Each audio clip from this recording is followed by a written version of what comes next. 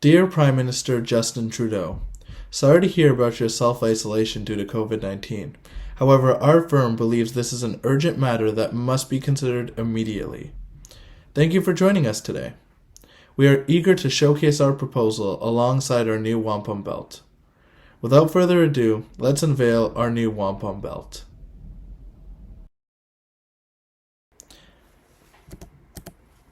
Our firm believes this encapsulates the relationship between non-Indigenous people and Indigenous people moving forward, and addresses many issues that are faced by both parties. Let's begin with the eye. This is the centerpiece of our wampum belt. It's a large eye with a yellow iris. The eye itself symbolizes looking forward as well as looking back, but also symbolizes a new way of seeing, as outlined in the text by James Dumont. Our goal is to build a nation with individuals that can see a larger picture and act on observations of respect and consent. The iris and its golden hue represent the sun. It exemplifies the light that covers all. The sun also plays on reconciliation of a phrase from Treaty 6, one that stated, "As long as the sun shines, the grass grows and the river flows." Let's now talk about the waves. Indigenous people believe water is life. Water is essential for all things to live and grow. Thus, waves in the belt represent the foundations of what is needed for the relationship between the Government of Canada and the Indigenous people to survive.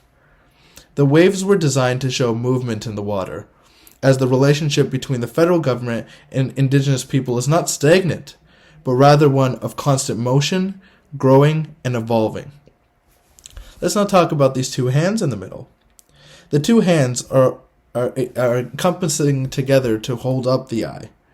The hands symbolize a bond between both communities. Through cooperation and collaboration, a mutual bond is possible, and is dependent on both sides, or hands. The concept of oneness is possible by utilizing both our strengths together to create progress in the future, as symbolized by both of these hands. Now let's talk about these orange arrows on the side.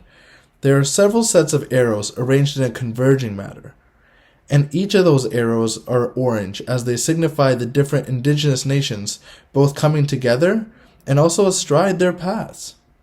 The arrows represent a promise to move together that will be exhibited by the government, where two parties can come together from two different places but unite in one singular point. Similar to Indigenous teachings, respect means recognizing differences between both groups, but taking any and all teachings they may have and using them to better oneself. On the side of the wampum belt, we have two ears. These ears on either side of the belt represent not just listening, but also hearing. The idea that any level of respect administered must be one where both sides can listen to each other and hear what they need to hear. The ear encompasses the belt because all other promises come as a result from listening, and all our progress is between those two ears. In order to facilitate a process of growing and healing, we must start by listening to one another. At its core, the tenuous relationship between the government and the Indigenous people is steeped in a long history of failed recognition, as well as religious animosity. Our firm attempts to rectify this by bringing forth measures that address the underlying scars left by colonialism. Foremost, we must address the issues of the doctrine of discovery and terra nullius. These doctrines have been the unfortunate initial justification of non-Indigenous communities' occupation of this land. Regrettably, this has led to a misguided relationship between Indigenous and non-Indigenous communities, which must be addressed in the new commitments. The existence of Indigenous laws, which govern the land, water, nationhood, and persons, have been deeply impacted by the arrival of the European settlers. John Burroughs outlines the importance of that understanding, that colonialism is not a strong place to rest the foundation of Canada's laws. Thus, the Constitution as we have it today is based on colonial law and immemorial Indigenous law. The belt signifies the importance of valuing all wisdom that has been given to us and respecting the origins of such knowledge. The judicial system has conveyed a distinct lack of respect for the system of Indigenous legal orders.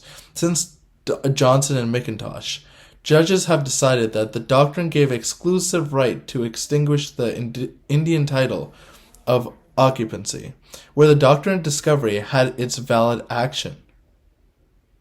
Recently, Tilshkot Nation and British Columbia solidified the system built by colonialists, designed to keep Indigenous people from having the land that their ancestors tended to and took care of. The belt seeks to rectify land claims and honor the process of the land titles in the same way for Indigenous individuals. Moving forward, we have committed to certain principles that our firm has identified as crucial to reconciliation between Canada and Indigenous peoples. Oneness is our first principle. We acknowledge there are significant differences between Indigenous and non-Indigenous people today. However, a commonality is the commitment to live in Canada together and peacefully. This commonality can bind us together as a new start with the Royal Proclamation of 2022. This new beginning for Canada is a step towards oneness with Indigenous nations, symbolized by this new wampum belt. The wampum belt is an actionable offering towards Indigenous peoples to convey Canada's commitments for their future relationship, starting with the unification of Canadians as one single community.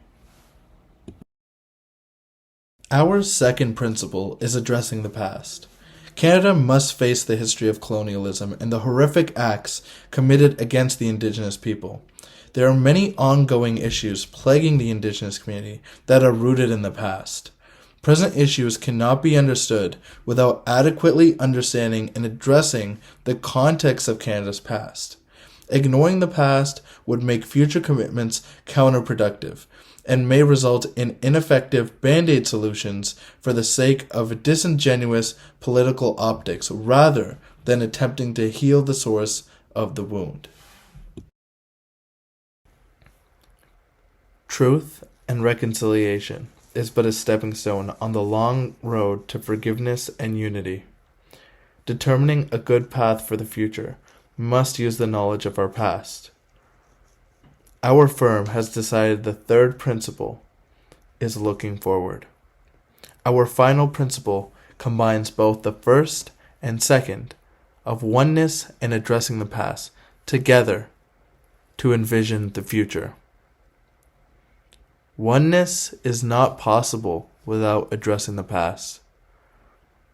Together, both of those principles create a sense of unity, a sense of binding between Indigenous and non-Indigenous communities to look forward to a Canada that we can all coincide and collaborate together.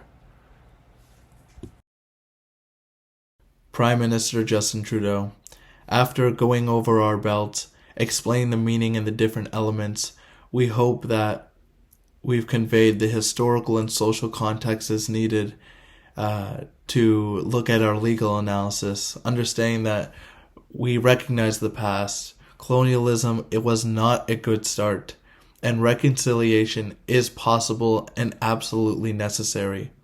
We even talked about what our firm believes is the core tenets and principles of this proclamation, including oneness, addressing the past, and looking forward.